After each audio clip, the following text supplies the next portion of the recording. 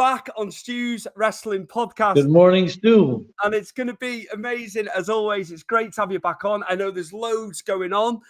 We are going to talk about Lutte Academie 2024, Jacques. So the third incarnation of the fantastic Lutte Academie Wrestling Academy. So first of all, Stu, good morning to you and all to my friends over near the European side. It's not good morning to you guys. I think it's good afternoon, I think. 2 o'clock here, Jacques. 2 o'clock. Yeah, I've been pacing all morning, as I do. But yeah, great to have you back on. And yes, good morning to you there in Canada. I jumped the gun a little bit there. It's awesome. It's awesome to be back. I think it's my fourth or fifth time I'm doing this podcast, and you're amazing, Stu. You're really amazing for all the exposure you give to wrestling, and I know that the participants are so happy, you know, that they have a chance to get this visibility, and you're awesome. You know your wrestling business, and I'm looking forward to tell you a few things this morning that we haven't spoke to yet. Lox's Piero here. Is in the house. He watches all the live episodes. Hope you're well there, man. Hope all is good. And yeah, keep your comments coming in for Jacques. We've got quite a lot to get through, but I know he'll want to answer questions from the fans as we go along. Now, you've announced the judges for the 2024 Wrestling Academy, Lutte Academie. As we can see there in the graphic, some fantastic names who are going to be judging this year's competition, Jacques. Amazing roster. I got to tell you, I'm going to start by the end there. My brother Raymond needs no introduction. Raymond, you know that he's been the fabulous Rougeau brothers. He was commentary for WWE for over 20 years. He is now the mayor of his city. Imagine. So very influent person in the politics now. What a great image and reputation he's giving to the Rougeau family. And then the other judge, Gino Brito. Gino Brito, what an icon, a legend. He was the Italian connection up in Quebec and all North America. I remember him with Dominic DeNucci, Tony Parisi, Dino Bravo. It was a big connection. He knows his business. He's been around the wrestling business for over 45 years. And then Eric Young. We got this guy, Eric Young, who people are probably going to say, who's Eric Young? Well, let me tell you, Eric Young, who he is. Eric Young, he is the producer of the biggest production company in Quebec, and it's called Entourage. So I gotta kind of gave him a seat there. He's a big wrestling fan of the Rougeau family and wrestling altogether. And then since he produces the biggest shows in Quebec, I'm hoping that he's going to fall in love with the Wrestling Academy's third season and to get the show on the air next year on TV. And then Tony Gattillo. What can I say about Tony Gattillo? Well, Tony Gattillo, first of all, was a wrestler of Gino Brito. And Tony Gattillo is always he's a good friend of mine, but he's also an entertainer. He's believe it or not, it's not by looking at him that you could tell, but he imitates Elvis Presley. He's been doing it for 25 years. He's an entertainer for 25 years. So great. He speaks well. He knows wrestling. So he's going to be a great judge. And I got to tell you, Stu, I got to tell you that I have pulled myself out of being a judge this year because over the last 3 years, I've made so many friends. I've been into so many companies across Canada, and I didn't want the pressure to have to eliminate people that have been nice to me and that I've got close to. I didn't want that pressure, so I'm just going to go ahead and sit back and run the whole show from the outside. And then may the best woman and may the best man win. And obviously, they will get training down in Mexico this time round as well, won't they? It's amazing what's happening there. It's the four winners this year. What a prize! I mean, the 3 huge prizes so far that they have. Of course, you have the 4 winners that are going to win $10,000 each, 2 men and 2 women, and just that on itself, it's amazing. When you think of wrestlers in the independent scene could make from to $20 to $50 to $100 to $200 every time they wrestle, and now they have a chance to win $10,000. What a prize! But plus this year, we moved on from the Nightmare Factory. Now we've been there for 2 years, so now we moved on to something different. We are going to have paying a trip to the 4 winners for 1 week to Mexico City. and they're going to be going to train at Bandido's gym and Big Lucha wrestling. And that's amazing because, you know, you think of the wrestlers that around the world that always, for the people that know wrestling, you always know that we always work with the left arm. We always grab the left arm. We always work, but Mexico is the only place in the world that you grab the right arm. So you have to be ambidex. Now, you know, you have to learn to work both arms, both sides, which is an experience that you can't. It's amazing what you could put in your toolbox once you go to Mexico. So we're paying them a week down there, and then after that, they're going to Fukuoka, Japan. Imagine that. Thanks to Sonny Ono, who booked me that connection there, and they're going to Kyushu. I got to read this because I'm not Japanese. There, Kyushu Pro Wrestling, and they're going to spend another week down there to train and to work out and to wrestle there in front of a huge crowd. So that's amazing because, you know, you talk about Mexico, learning down there, different tools in your toolbox. But when you go to Japan, it's another story. All the big wrestlers, the wrestlers that made it around the world, they all want to go or went to Japan. Reason why? It's different over there. The crowds are different. You have to learn to size the crowd differently. They don't react the same way, but also because the guys are tough. The guys are tough. Everything is stiff over there. That's where they invented the word stiff. Like, you know, when you get in the ring, it's like everything is snug, everything is tight, everything is like, you know, there's no shots where you're going to look at them and say, oh, that didn't hurt. Everything hurts in Japan. You know, so those 2 weeks that they're going to spend, the four winners, what a great treat for them. And I'm so happy that Natalie and I, we have a chance to be a trampoline for them to have that this year. You've got a lot of returning people, haven't you, that have been in the competition prior? I've noticed, obviously, you've put graphics out of some of the guys that are involved, and yeah, just amazing. But I'm sure there's some new guys off the Canadian scene, the French-Canadian scene coming in as well. You know, before I go into that, I just want to say, Stu, I have to thank my sponsors. We have sponsors that have, you know, the $10,000 prizes. You know, it's not just anybody that's going to put 10 grand out there, you know. So I want to just mention the group Millennium Micro, which they've been with us for a couple of years now, and awesome. And then Autobus Minau buses, the Minau buses, they've been with us too, carrying the talent when they land at the airport, bringing them to the venue and vice versa. And then we got Gagnon Auto Electric Cars Gagnon. They joined in this year. Then we got Christian Abel, associated partner with Beneva.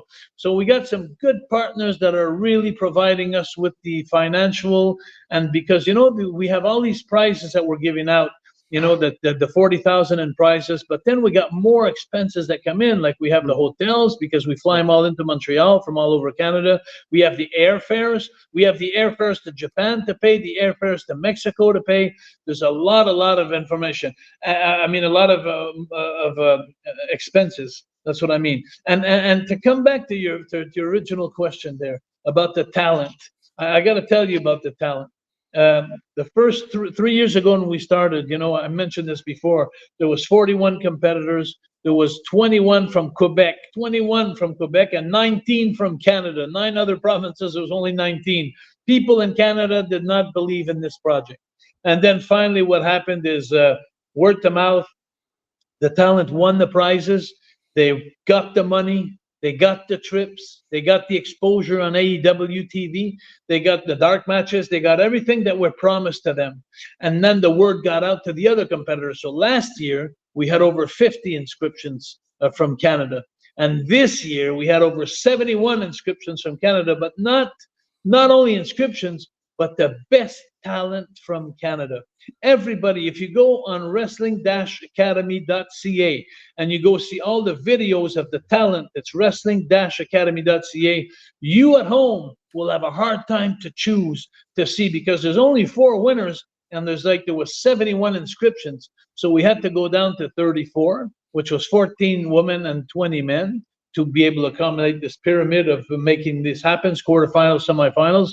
And out of those 34, then there's only 4 that are going to remain, and it's going to be the hard. And that's why, again, I repeat myself, I'm so happy that I retreated from being a judge because it's going to be such a heartbreaking situation.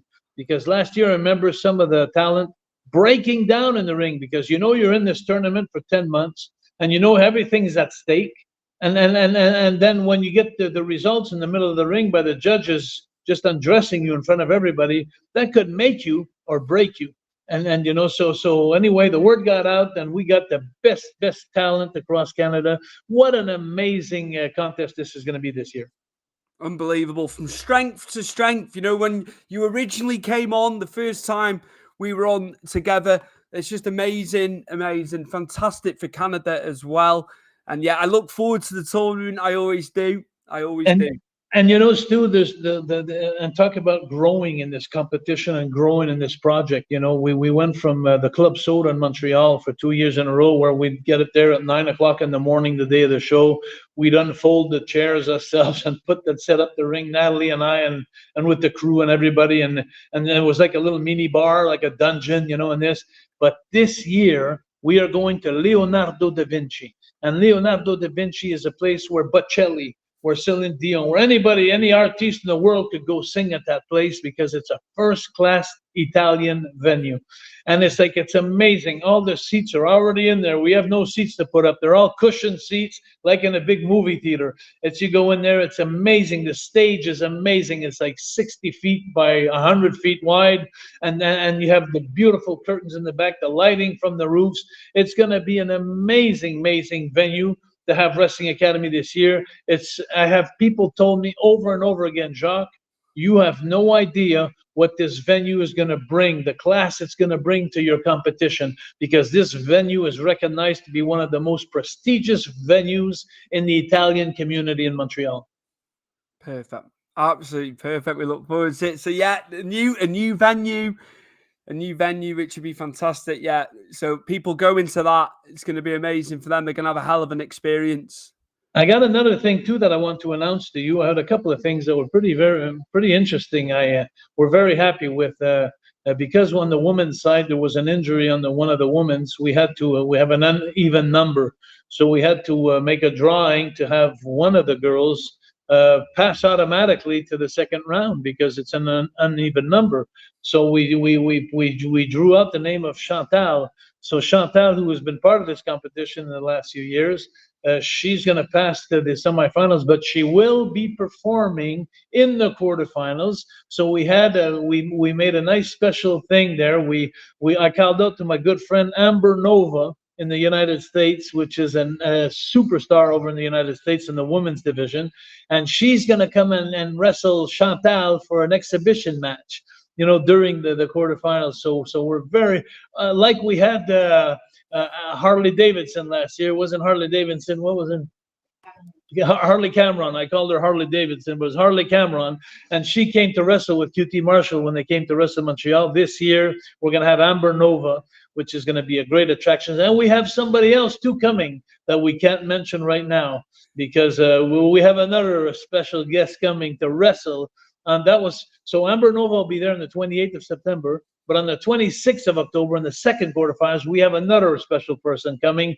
I cannot announce it now because it hasn't been confirmed. It's been said through the branches, agreed through the branches, but until I have a name assigned on the dotted line there, I'm not going to go ahead and say nothing. But what a great attraction for the women's division once again.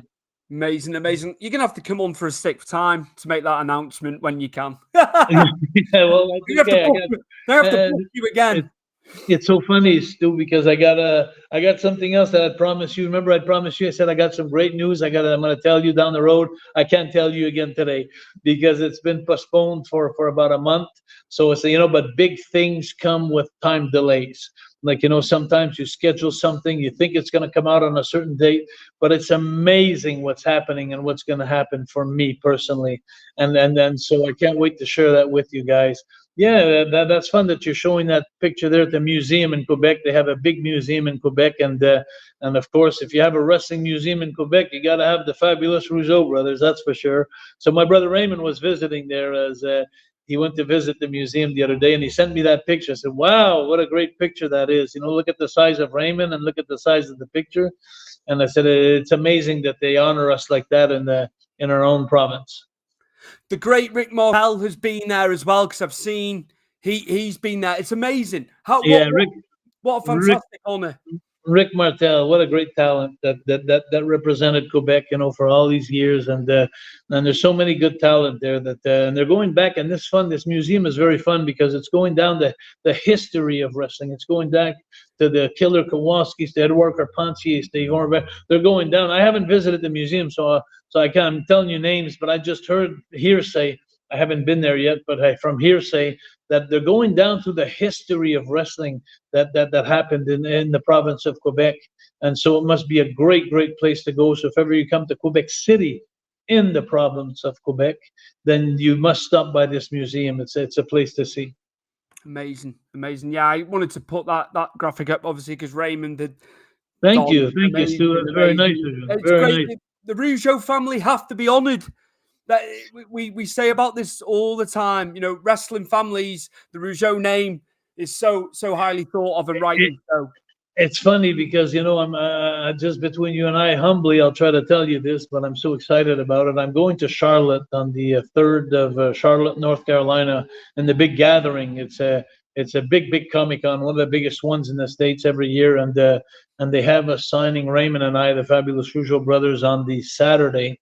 I believe it's the 3rd of August, but on the 2nd of August, they're flying us in because they're going to honor us on the Friday night there in North Carolina.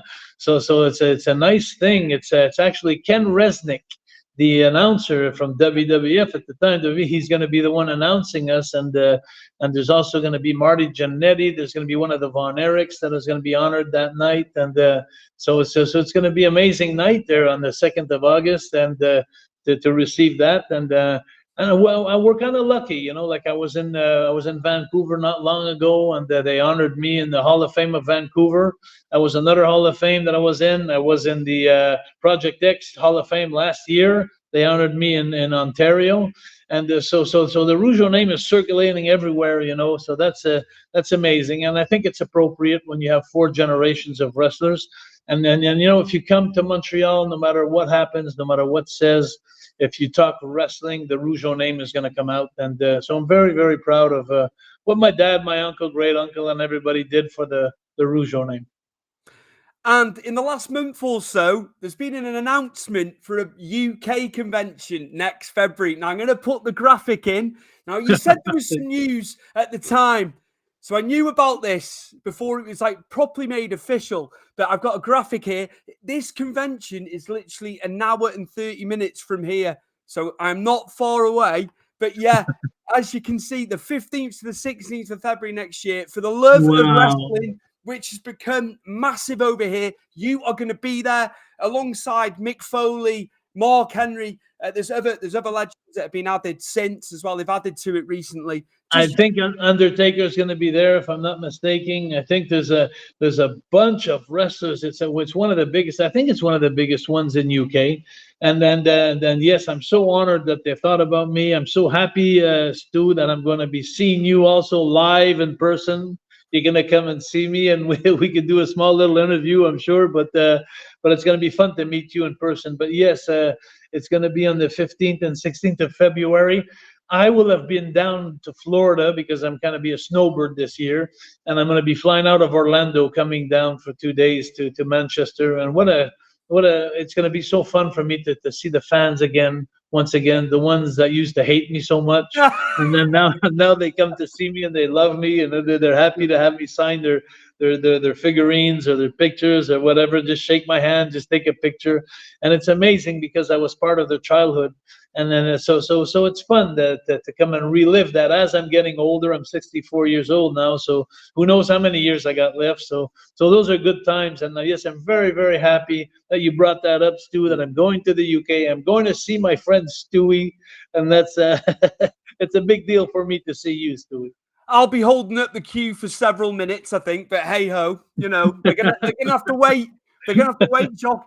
The patrons are going to have to wait with me and you combine and see each other properly. And yeah, just amazing. The Bowler Centre, the exhibition centre there in Manchester, is a fantastic venue, by the way. I've heard great reports. Wow, I can't wait. And you know, Stewie, there's something I forgot to tell you because I've got some notes in front of me here, and I wanted to bring this up to your attention because, you know, as we're talking about Wrestling Academy growing this year, something amazing is happening for us. There is a French radio station, CKVL, so CKVL, CKVL.ca, CKVL.ca. You'll be able to follow Wrestling Academy live on the radio.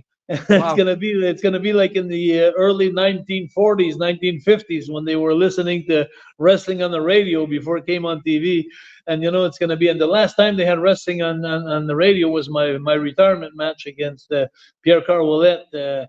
They had it on the radio, and that was in 85, I think. 85, no, not 85, 95, I mean 95. So anyway, long story short is we're going to bring Wrestling Academy live on the radio.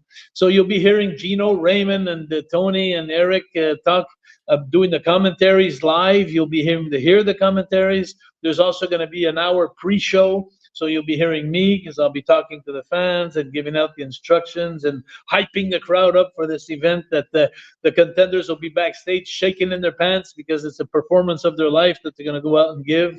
So it's going to be fun. So I want to thank CKVL for being a sponsor this year and putting us on the air, like on the radio. It's amazing. Radio's still strong as well, as much as internet and things like that. Radio's still got a place. I listen to sports radio over here, and it's old school. It's got that old school vibe about it, which is great. I'm glad you've incorporated radio into the competition. You know, Stu, I want to shout out to my girlfriend Natalie, who's my rock. She's the one behind me in this competition tournament since day one, since the first time we had the idea together, and it's grown so much. And so if you, she's the one doing the website, wrestling-academy.ca. Go check it out, guys. You'll have fun. You'll see she's good. She does great work.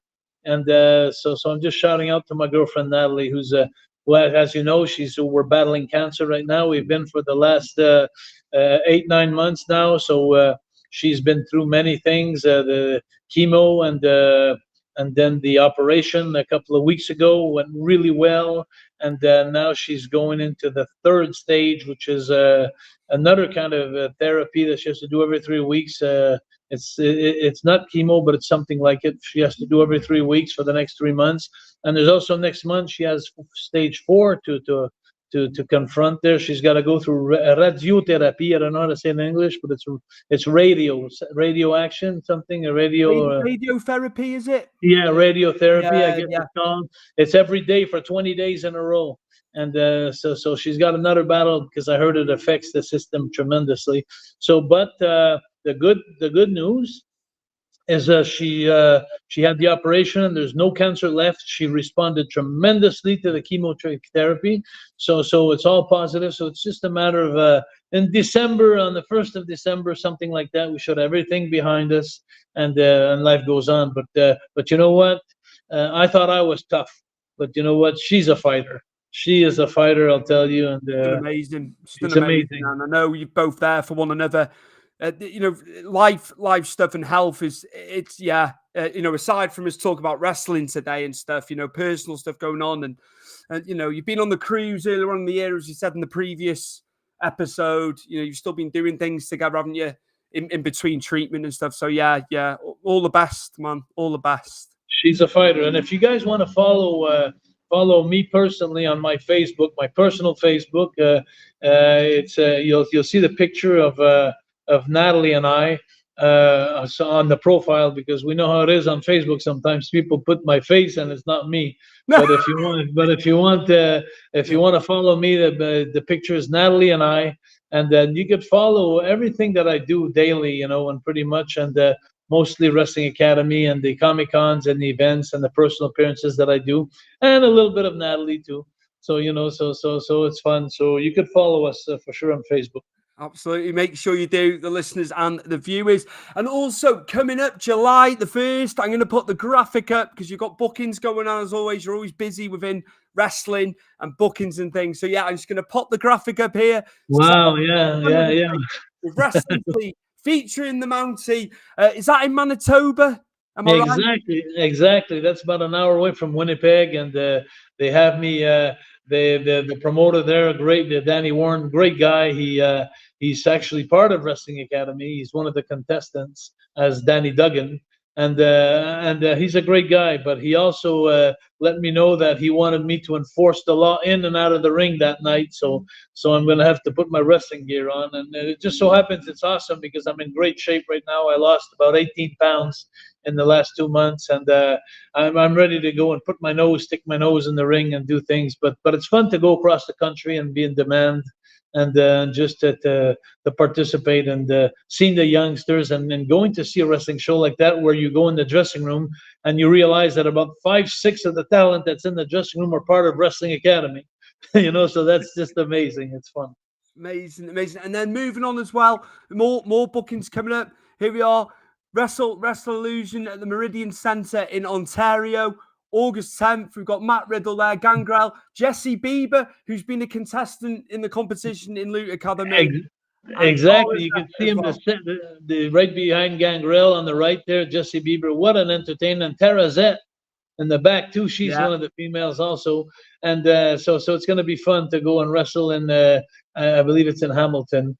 And so it's going to be fun. Again, going to Ontario. I always like going to Ontario and participating. And this is a great show. Actually, they're expecting a big, huge crowd. And shout out to Chris, who's the promoter there. Actually, Jesse Bieber's father. So shout out to him, and thank you very much for having me there. Amazing. Could you have foreseen this? When you started out, when you made your start in wrestling, that you'd still be getting booked like over 40 years later? It's crazy, amazing, just amazing for you. Well, Stu, I knew wrestling was part of my life. It was always going to be part of my life. From the 41 years of wrestling to the 20 years I had a wrestling school to everything I've done about wrestling, and now the academy. Now I knew wrestling and all the conferences I gave in the schools. It was wrestling was part of my life. I think if you took the word wrestling out of my life, I would have no purpose on this planet. And so I didn't know. I think actually sometimes I think when I die, I often tell my girlfriend, I said, hey, when I die, I want you to hire a big enough boat to set up a ring and go up St. Lawrence River and have my funerals in a ring there, and have boats follow the float, for my funeral. But I think wrestling has always been a big part of me. It's been I found myself there. An appartenance, like we say in French. It's something, a belonging. I belong there, and so yeah, it's amazing. So I'm that's why when I give conferences in schools, many times I tell the kids, guys, live your passion. Because if you do a job and you punch your card, your working card from 8 a.m. till 5 p.m, and you don't like what you're doing, life is going to be really long. But if you live your passion and you don't succeed the first time when you're young and you want to do something, you don't succeed, try again, and then try again another year, even if it takes 2-3 years you're going to make it if you like it and it's your passion. You're going to make it, and don't give up. And because once you start living your dream, life goes by just like that. Absolute no sound advice. We've got Joe Lowry. He's from Massachusetts originally. What a day from the United States. He's got a fantastic show, Jacques. Joe, very professional what he does. And great you being on the live here, listening to Jacques and what's going on with him. And then we've got Jimmy Corderas, former WWE referee. Bonjour, mon ami. Wow. I had Jimmy on in the last couple of months, and it was a fantastic episode. I love Jimmy. Jimmy. He was a great referee. We used to have so much fun on the road together. He was amazing because he was one of the boys, and he was I'm touched. I'm actually very touched that. Hi there, bonjour mon ami too, Jimmy. Bonjour. He's got a podcast called Reffing It Up, which he does with Brian Hebner, obviously Earl's son. So they've got a podcast that they do, which is fantastic. And he does Reffing Rant as well, where he looks at Raw, SmackDown, different things that are happening and puts his spin on it. So yeah, Jimmy, thank you for all the support and thank you for coming on a couple of months ago. I appreciated it. I'm looking. I could see all the hellos there, and even my girlfriend put a comment there. You are my rock, Jacques Rougeau. There we go. And then That's Joe says hello to Jacques. So yeah, no, great. Joe's a big wrestling fan. He's been a huge fan for many, many years. Hi, Joe. Hi, Joe. How are you doing? Come and see me. I hope he comes to see me in Manchester there in February. And we've also got Lox's Piero again. Hashtag Jimmy Corderis. So we've got a wrestling referee in as well. Jacques, we haven't spoken in previous episodes about your time in WCW. Now, I've had some questions from people. Ask Jacques about his time in WCW. You're so well known for your time in WWE. How did it come about signing the deal with WCW at the time? And yeah, your experience there and how it differed to WWE. Stewie, it was the only good thing that came out of that. The only good thing is that I beat Hulk Hogan in Montreal. My victory over that. Because apart from that, I got to tell you, there was a little bit of what's going on now, I think, in AEW, where they're trying to buy everybody, sign everybody up, and they sign too many people, and there's not so many people are signed and they're not working.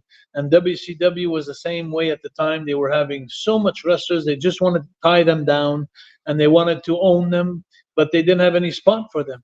And if they have a spot for you, it wasn't a spot that you liked. And anyway, long story short is I signed for a whole year with them, and my first year, my only year, and that was enough because I think I must have wrestled maybe 8 times in a year. But I think they signed us up for different reasons. They wanted to own us, but they also wanted to have an entry to Montreal because they knew I knew all the lawyers, the venues, and I knew I would fight for them to get them. Mm-hmm. And that's how I got them into the Molson Center. They WWE had an exclusivity at the time, mm-hmm. and but the thing is I became a promoter, and by being a promoter and by promoting that show, it was my show. It wasn't the WCW show. It was my show, the Hogan show, and so that gave me the rights to fight in court against the charts of the rights of the liberty of the Quebecers. So you can't have an American company come into Quebec and prohibit a Quebecer to have an event in his own country. Mm-hmm. So that's where I think WCW really fell in love with me when they found out the loophole and that my lawyer was going to get them in the exclusivity. Break the exclusivity of the WWE.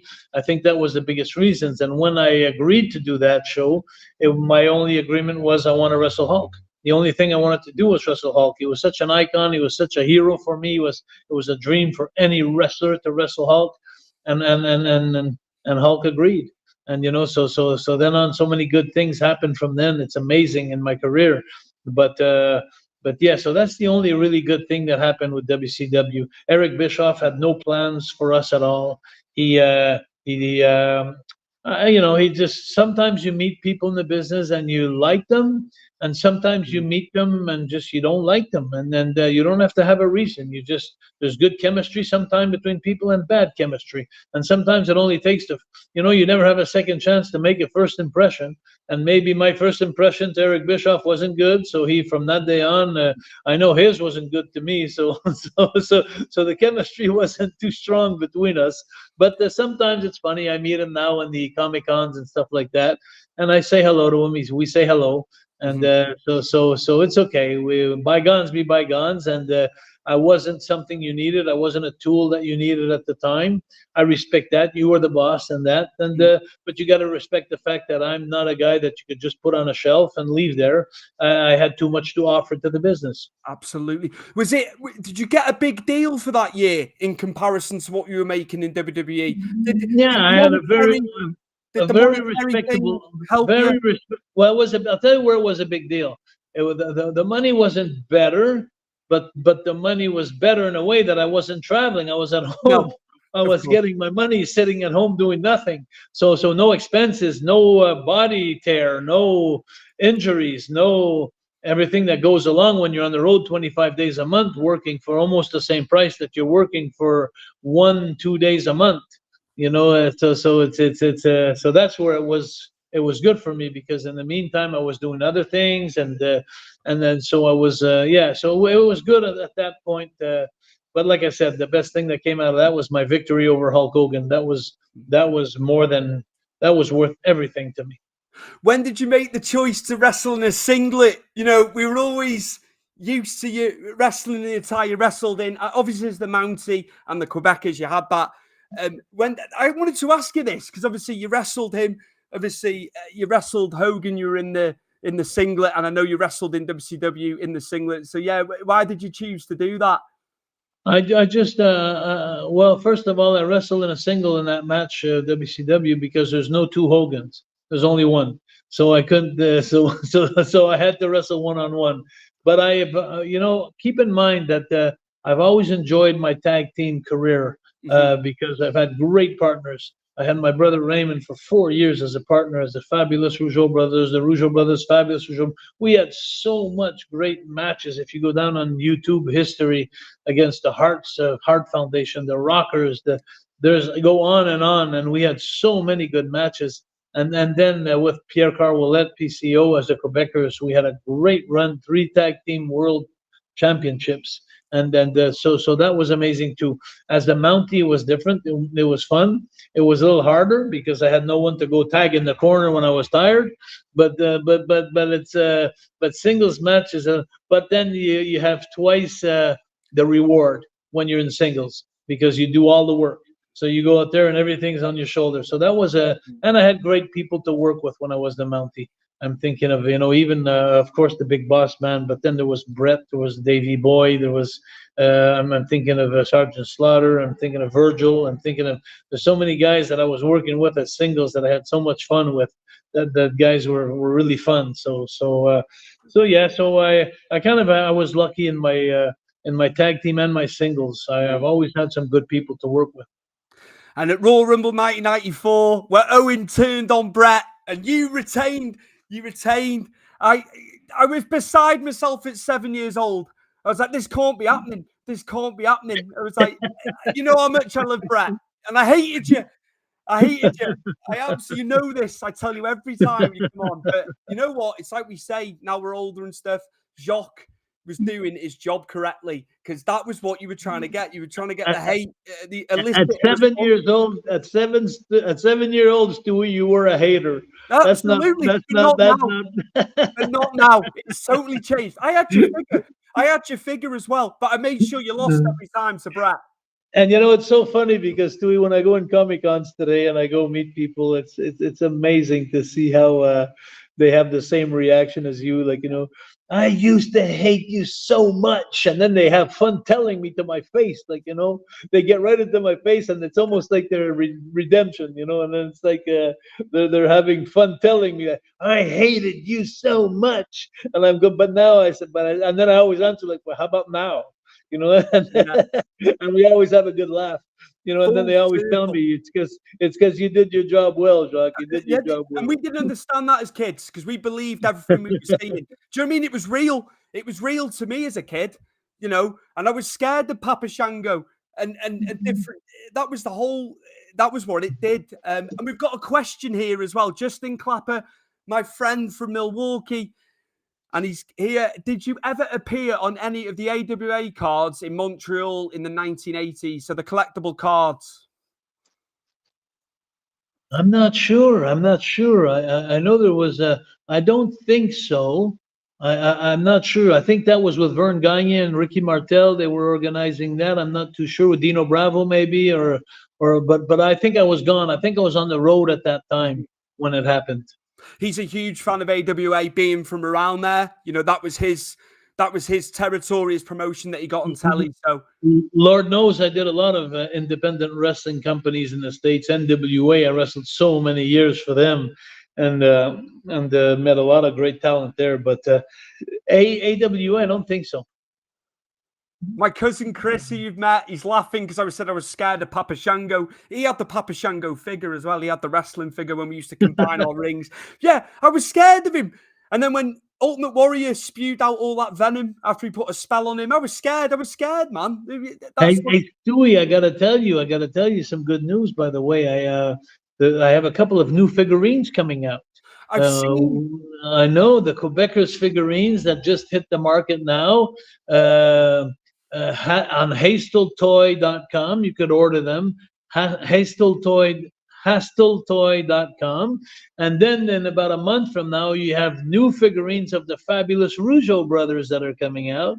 So that's amazing, you know. And then you think of I'm thinking of the comment you did before, like to say, like, isn't it amazing, like 30, 40 years, you know, yet later in my career, that they're still producing new things about me, like, you know, dolls and stuff. And that's amazing, you know. That's what a compliment and to my ego and to my self-esteem. Well, in the new house, I'm going to have my podcast room. So I might start collecting figures. And obviously, those figures that are coming out are like the Hasbro WWE ones as well, which a lot of people say they were the best figures ever produced. And I would say so, because I had so many of them. So yeah, I bet it's just amazing when you see this. It's amazing, you know. It's so funny because then again, sometimes I'm at Comic Cons and people come and have me sign things like, you know, books, videos, toys, and sometimes I look at them and I say, "Hey, where'd you get that at?" Like, you know, I didn't even know it existed. And I said, "I want to keep that. Do you have another one?" They say, "No, it's my only one." And then so there's so many things that have been produced with us that we haven't seen. You know, so it's always fun when you go on Comic Cons. You have people from around the state or wherever you're at, around the province or the country, that come in to see you, and they bring you stuff that they were either bootlegged or they were something that you didn't know that were made, and it was fun. It's always nice to see them. Amazing. Steve Bibby used to have a promotion here in the UK. Great to see Jacques. I went to a convention in 2015 in London, and he was involved during the Q&A with Brett and Sean. Fantastic memory before I ever promoted. He did fantastic with the LWF when he had it as well. He's a great guy. I remember that, and I appreciate that, because it was fun to be there with Brett and Sean, but it was also fun to do the Q&A and to go into details about things that people don't know. It's always fun when you have a chance to assist at a Q&A. You guys should go, because you have some people that always ask these questions that come out of the ordinary, and then you get to know the person for what they really are. The Nasty Boys were there at that one, if memory serves, as well, weren't they? It could be, but there was one I was in another one about 3-4 years ago. I can't remember the name of it, but your big friend there, the boxer there, what's his Fury. Who? Tyson Fury. Yeah, he was there. What was that one that we did? I can't remember the name of it now, but yeah, he was down there. That was fun. That was fun, and I had a Q&A there, and that was fun because I really brought up some stories with Brett that people didn't know about him, and because he was driving the bus when I was wrestling for his dad before he ever started wrestling, and I brought up some stories, and people were laughing so much about the story. So yeah, if you have a chance to go to these Comic Cons and conventions and with Q&A, anyway, come and see me if you're around in February. What's the dates again? The 14th, I think. Yeah, the 15th and the 16th. So it's the Saturday and the Sunday. So yeah, and that's in Manchester. It is, which is only an hour and a half away from here, across the border. I come out of Wales into England. If you have a chance, come and see me, and when you come and see me, come and say, "Hey, I heard you on Stu's podcast." You know, absolutely. I can't wait for it.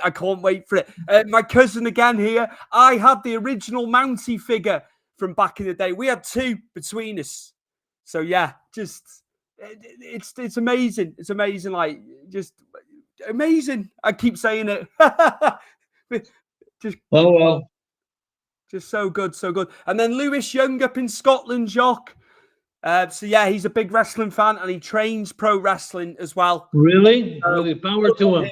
Because I've never got in the ring. I don't think I'd be very good. So I praise anybody who step foot in the ring, because it's not easy to do. Amazing. It's always nice to see someone live their dream and live their passion.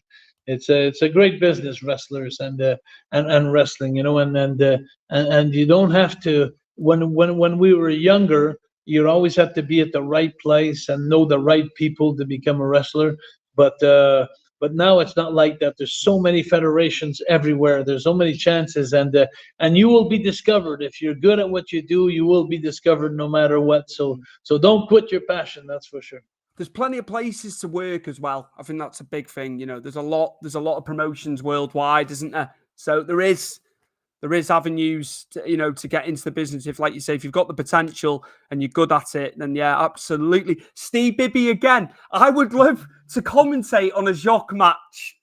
I don't know. There ain't going to be no more matches, but there will be some interferences, though. I love to go into interference and matches now and have fun across Canada. But there ain't going to be no matches for me. I'm not going to make a Ric Flair out of myself, that's for sure. Although, I didn't see the match. I'm happy for Rick that he lived this passion again at the age, I think he was 70 years old. Is that possible that he was 70 when he wrestled? Yes. I don't know how old he was, but it's amazing. But I'm not going to go there. I'm gonna do a little bit of interferences here and there. But you know what? There's one thing I've learned in this business: never say never. Absolutely. Yeah. I may end up in a battle royal sometime, because especially now that I'm getting in great shape. And I'm really in good shape, Stu. I'm doing my cardio 5 days a week, and look here, Stu, I got this for you. Yeah, for an old man, I'm doing pretty good there.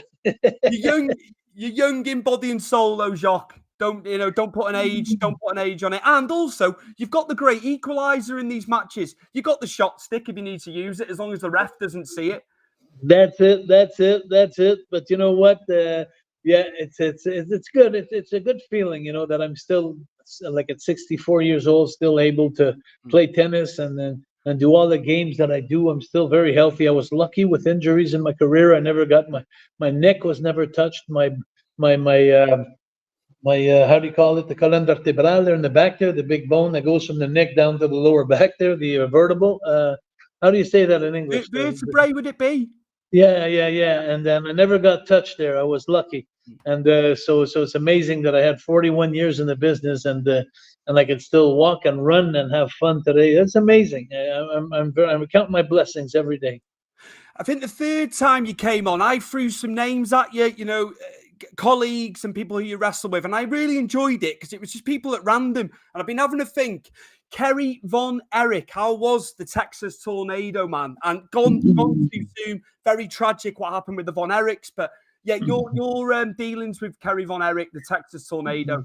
Because I love. If I had to do a comparison, I would have to say Owen Hart. I would have to say everybody liked Kerry. He was such a lovable guy, such a nice guy. He was quiet. He was funny. He was. It was so tragic what happened, but there's so many dark sides of people that we don't know. That's why there's Dark Side of the Ring. If ever you want to have some fun, you could go see some shows there that almost traumatized me by watching a couple of them. And I couldn't believe about the what was his name, Sam Houston's father there. I saw that I couldn't believe it. He was my agent for all these years, and there's so many things on Dark Side of the Ring that I've learned, and it's like, but anyway, long story short, this Kerry Von Erich is one of the nicest human beings. I was so saddened. I haven't got to see the movie yet. I heard that the movie was great. It was very, very well done. There's bits that they could have put in there that they didn't, but it's the usual thing. Zac Efron was fantastic in it. He played Kevin. Zac Efron played the part very, very well. But wrestling purists felt there was stuff left out. But you always have that with Hollywood films. It's funny because, like I said, at the gathering in Charlotte on the 3rd of August, the night before, they're honoring us. They're honoring one of the Von Erichs. So which one would that be? I think it'd be Kevin. Would it? Kevin Von Erich. So it would be Kevin. Yeah, because obviously he's still with us. Thank so how many are left in the Von Erichs? How many out of the sons? It's just Kevin. Everyone. Oh, yeah. Everyone passed. Okay, everyone passed away. So at least I won't look like an idiot when I go and see him. But I'm really looking forward to go meet him and shake his hand, because such a legendary family. And so anyway, it's nice to see. It's gonna nice to see the Von Erich family seen in a positive way again. It's gonna be nice. Kevin's two sons as well, Ross and Marshall, they've done very well in the business. They've carried on the Von Erich name. They've been wrestling, so they've done well. Kevin's two sons have done very well in the business. Oh yeah, They're I good. didn't know They're that. good. They're very good in the ring. It's Really? it's like a throwback. They've got all that Really? talent, and Wow. it was just I could talk about them for a long, long time. Obviously, time constraints today, but So that's Kerry's sons? Kevin's son. Kevin's sons. They've Okay. kept the Von Erich name going, and they've got it. It's in their blood. Are they in WWE or? They've wrestled for like MLW and Independence. They were in TNA. Okay. They were in TNA. Oh yeah. And Okay. they've been booked here in the UK before now. Okay. Just carrying So on. let me ask you this, out of a personal thought here. Are they living off the reputation of the family, or are they as good as the family? I think I would put them. I would say they've got talent. As much as they've got the name behind them, you've got to have the talent, haven't you, Jacques? It's all well and good. Yeah, but I remember the Rougeau family. I was the third son of my father, and I was the third generation. And it's nice to have the name, but that the name on itself won't do the work. No. So you have to, like you said, you have to have some kind of talent behind it. And like you said, well, I'm happy for Kevin because because he has a name. So if he has the talent, he should be able to make it up in the big leagues. I'm going to say we spoke about them earlier being at the convention. Knobs and Sags, the Nasty Boys. Have you got any stories about the Nasty Boys? Because they are crazy and just amazing, and they're still going strong. They're still doing conventions and stuff. I met them not long ago in a Comic-Con, and so much fun we had together. Just for a brief moment, I'm not the kind of guy that likes to hang around them because they're party freaks. They're on the party all the time. But every time I cross paths with them, we always have great laughs and great stories, and it's always nice to see those guys. And it's funny because it's so funny. It's almost like they were Dr. Jekyll and Mr. Hyde, because when you'd see them in their character, they were so wild and crazy. But sometimes when you sat down with them alone, one-on-one, you'd have some conversations like you wouldn't expect. Like they're really nice guys, nice people, and then the fun people and normal people. You wouldn't think that by their gimmick, but only have good things to say about them.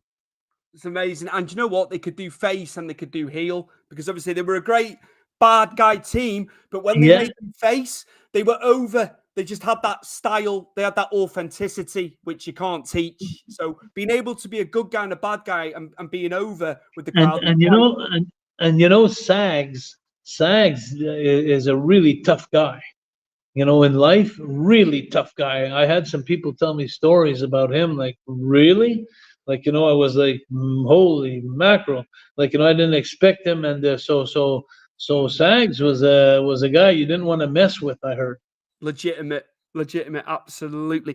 I've got one more thing to ask, because I know time is precious. I know time for you. Getting you on is just amazing, as always. But could I have a shout out for a pro wrestling page from you, from Jacques Rougeau, the Mountie, and it's All Decades Classic Wrestling, and it's a group run by Matthew Barnett, and he's been trying to get a shout out. All Decades Classic Wrestling. Classic Wrestling. Matthew, Jock's going to do a shout out for you because I know you've wanted one for a long time. Okay, let me try and do this here. We're going to do this live here? Okay. Yeah, let's do it live. It's always more organic. Okay, I want to do a shout out to Matthew at All Decades Classic Wrestling. Good luck and keep being a fan of the Mountie, because you know why? The Mountie always gets his man. Thank you very much. Before we go, obviously, I'm going to put the photo up for Lutte Academie, Wrestling Academy 2024. The 4 judges that if you've selected, you've stepped back as a judge. I totally get why you've done that. And yeah, I'm just going to put the graphic up, and just a little plug before we go for Lutte Academie, which is coming up very, very soon. It'll be here before we know it. Well, thank you, Stu, for everything. And 4 great judges for the job, and so happy.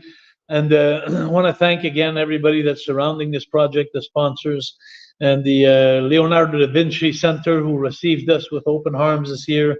A great, great place. all the talent. I want to thank all the talent from Canada that's participating, and I want to wish them all good luck. I love them all. I talk with them all the time, and that's why I pulled out as a judge, because I love them all. And Natalie and I, we just have a great relationship with them, and I want it to continue like that. And so thank you to everybody, and go on wrestling-academy.ca. And remember the address, wrestling-academy.ca, and go check everything out. You're going to be amazed by also the old superstars that put in good words, like Ric Flair, Bret Hart, Kurt Angle, Undertaker, and it goes on and on the list. Go check out the videos. You can click on their picture. You could also click on the picture of every contestant, participant. They have a 45-second video. You could see the men's division, the women's division. You could see our sponsors. And Stu, thank you so much. You got one of the greatest podcasts. I've always enjoyed this, and thank you so much. Looking forward to seeing you in Manchester on the 14th, 15th, you say it is? We might have to, I know you're not a party yet. We might have to have a beer. We might have to have a beer. Just one. Just one beer. That's all I ask. I don't understand what you're saying. We just need one what? I know you're not a partier. Just one beer. I need to have one beer. Oh, beer. One. Just one. Just one. I would love to have a beer. I'd like to go lunch with you. We can go have a little meal together, my friend. Absolutely. There's plenty of places in Manchester. There's plenty of and places. Yeah, you're a great guy, Stu, and you're a great podcaster. You make your hosts feel like at home, and the people that listen to you are very, very lucky to have your podcast. And I'm looking forward once again to shake your hand in person, Stu.